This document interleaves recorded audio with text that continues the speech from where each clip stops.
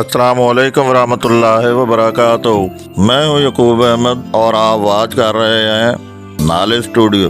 तो फ्रेंड, बिना time waste किए बढ़ते हैं वीडियो की तरफ। हमारी आज की वीडियो का टाइटल है देखते ही देखते क्या से क्या हो गया। कदीम ज़माने में लोग दूर दूर से एक दूसरे को मिलने के लिए जाया करते थे। आज पास बैठकर भी अपनों से दूर होते जा रहे हैं। फेसबुक पर सैकड़ों दोस्त हैं मगर खानदान वालों से बातचीत बंद है। झुकी हुई गर्दन से मोबाइल में अजनबी लोगों से रिश्ते जोड़ सकते हैं। हकीकी रिश्तों को बचाने के लिए गर्दन झुकाने में क्या हर्ज है।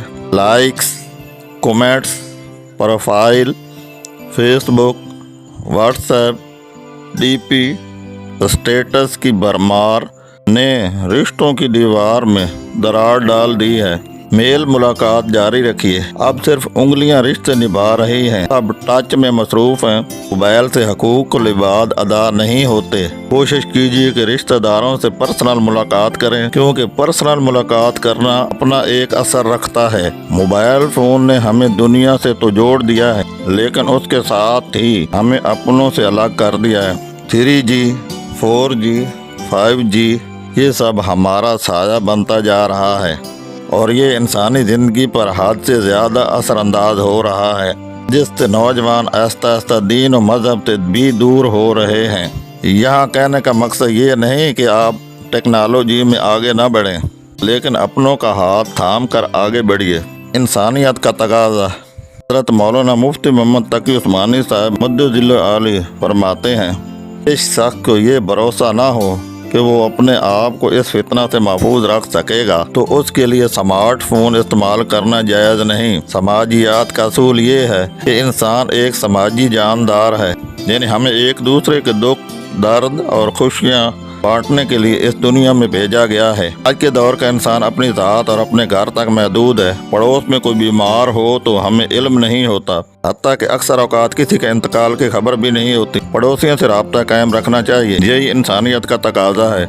इस वक्त पूरा मुआशरा मादा परस्ती का शिकार है। हर आदमी अपनी ख्वाहिशात पर चलना चाहता है। खानदान के अंदर बड़ों की बालादस्ती खत्म हो चुकी है। पहले मोहल्ला के लोग बुराइयों का तदारक करते थे, वो निज़ाम भी खत्म हो गया है। मखलूत तालीम और आज़ादी निस्वां के नारों के जरिए नौजवानों के दिमाग में बेहयाई और फहाशी भरी जा रही है। इंटरनेट, मोबाइल ने नौजवानों को अपने जाल में फंसा लिया है।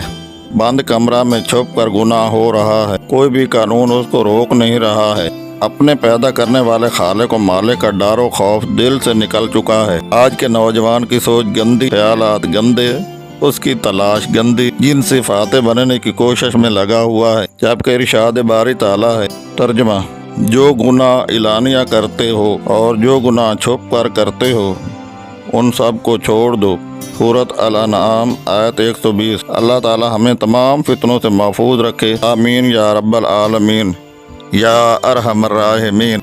आवाज़ और तस्वीर की दुनिया के दोस्तों, आई होप कि आपको वीडियो पसंद आई होगी। अगर पसंद आई है तो उसको लाइक करते हुए दोस्त में शेयर भी ज़रूर कीजिएगा और कमेंट सेक्शन में अपनी राय से आगाह कीजिएगा। जाते जाते कंफर्म कर लें कि आपने हमारा चैनल नाले स्टूडियो सब्सक्राइब कर रखा है। अगर नहीं तो भी हमारा चैनल नाले स्टूडियो सब्सक्राइब करते हुए बेल आइकन को क्लिक करना ना भूलिएगा। अपना बहुत सारा ख्याल रखिएगा और उनका भी जिनका कोई ख्याल नहीं रखता दुआओं में याद रखिएगा। वस्सलाम। अगली वीडियो में दोस्तों आपसे दोबारा मुलाकात होगी, तब तक के लिए अल्लाह निगहबान। Thank you so much for watching this video.